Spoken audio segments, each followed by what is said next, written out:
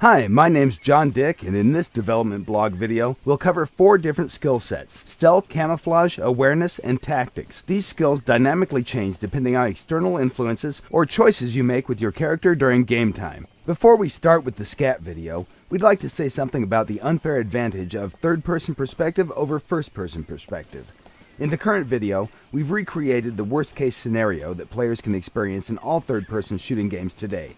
Not only that TPP is unfair over FPP, it's unfair in general since players on elevated positions have a huge advantage over other players. So far, there's no game that has provided a solution for this problem. Some games do offer split servers depending on the view, but in our opinion, that's kinda lame.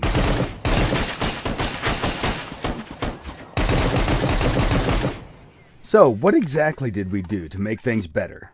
In Scum, everything you experience is a projection of what your character experiences in the game. No matter which view you prefer, you will not be able to see things if your character doesn't see them or feel them. This means if you want to see behind the wall, you'll have to take a peek and risk compromising your position. The moment you take a look, your character's awareness will kick in. What will be shown to you on the screen is a result of complex equations that involve your character's awareness and tactics skill versus the enemy's stealth and camouflage skills. The red outlines representing that tactics skill have been activated also. Notice that it works for both first-person and third-person perspective. Once tactics time expires, you'll lose information about the enemy's position. The only way to get it again is to take another look. Okay, let's cover the tactics skill first. Tactics is linked with the intelligence attribute and represents the ability to predict trajectories of objects in 3D space. Imagine you're looking through the window and notice a car slowing down at the crossroad with a left turn signal turned on. Even if you stop looking at that car, you'll have a rough idea about its trajectory. In the video, the character on the right has advanced level in tactics and is able to track its target much longer than the character on the left. Remember, tactics will not work if your target is in peripheral vision. It works only for central vision. Here you can see 3 players with 2 different awareness skill levels. While the first and third one are observing the surroundings more casually, the soldier in the middle has activated focus mode by holding down the right mouse button. The enemy soldier with the activated camouflage is sneaking directly towards them. The first character is what we call a trained observer. He has advanced awareness skill level and will notice the enemy almost immediately once he leaves the cover. The middle one with activated focus mode will notice the enemy a bit later. By being focused, your character is paying more attention, and that will give you a bonus to awareness's hotspot radius. The third soldier is the last to notice the enemy. As you train your characters to observe, hotspot radius will increase. Awareness skill will determine what is rendered and what isn't. And even if things are rendered, that doesn't mean that it will be easy to notice them. Well-camouflaged snipers can totally blend in with surroundings and become almost invisible. So, if focus mode is so great with the bonus multiplier, why shouldn't you use it all the time? The character on the right is using focus mode to observe the surroundings while jogging through the level. His stamina is dropping slightly faster than the stamina of the character on the left. The influence of the focus mode is really small, but still, if you combine all the other factors that impact your character's performance, it may be crucial in life and death situations. Awareness is defined by 2 factors, hotspot radius and fall-off radius. If the camouflaged objects are farther away and out of fall-off radius, your character will not be able to see them, unless he has some sort of magnification, for example, a sniper rifle.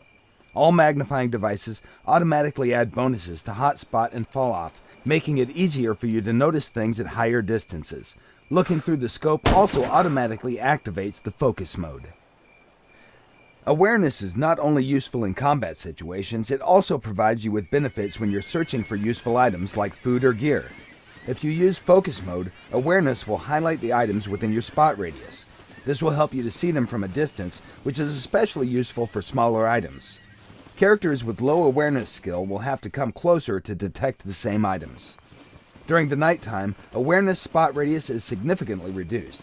Unless you find some kind of night vision device, you'll not be able to detect things with the same efficiency as during the day.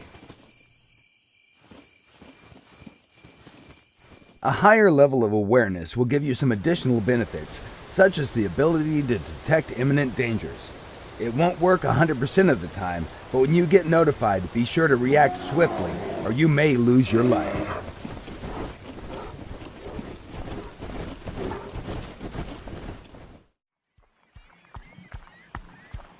Okay, let's cover the stealth skill now. The stealth skill is linked with the dexterity attribute, but it also depends on other factors. To determine the final level of noise that your character makes, we first analyze the type and amount of gear your character carries. Then we take into consideration the movement and ground material type. This is the starting point of the noise level calculations.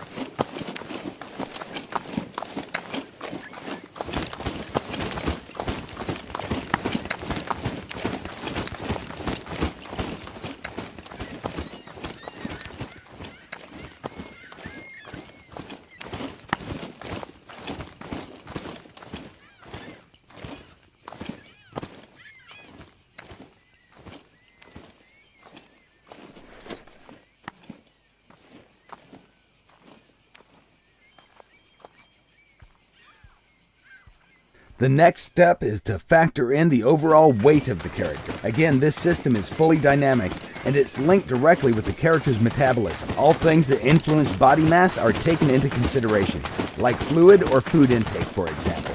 The larger the body, the more noise it will make.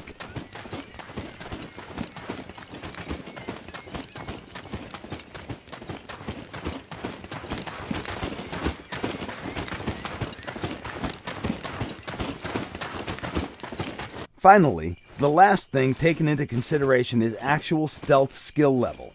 The higher the skill, the better you silence the noise that your character makes.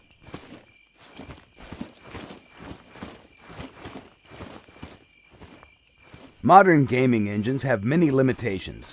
Don't you simply hate when you think that you're safely hidden far away in dense foliage just to realize that you stick out like a dog's balls?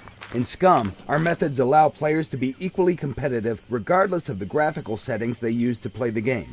The guy at camp is preparing some delicious beans. Let's call him Donald. 3 soldiers are approaching him over the hill. The left one, called Huey, is crawling through dense vegetation. The middle one, Dewey, is crouching his way towards the larger bush, and the right one is simply walking straight in the open like John Wayne in Sands of Iwo Jima. Let's address him as Louie. Notice that from the Donald's perspective, he only sees Louie. Dewey is well hidden in the bush, while Huey can't be seen because he's well camouflaged. On far distances, the game engine doesn't render foliage, yet still Huey is invisible until he decides to blow his cover simply by changing his stance. At that moment, his camouflage has been terminated and he becomes visible. The camouflage skill can only be activated in dense foliage when your character is prone and out of plain sight. Everything you just saw is still in development, but in short, these were the basics of scat skills. Thank you for watching, and be sure to follow us on Facebook, Twitter, and our development blog at www.scumgame.com. By the way, did you notice all 7 people in this scene? No? Congratulations! You just got wasted. Get good, scrub.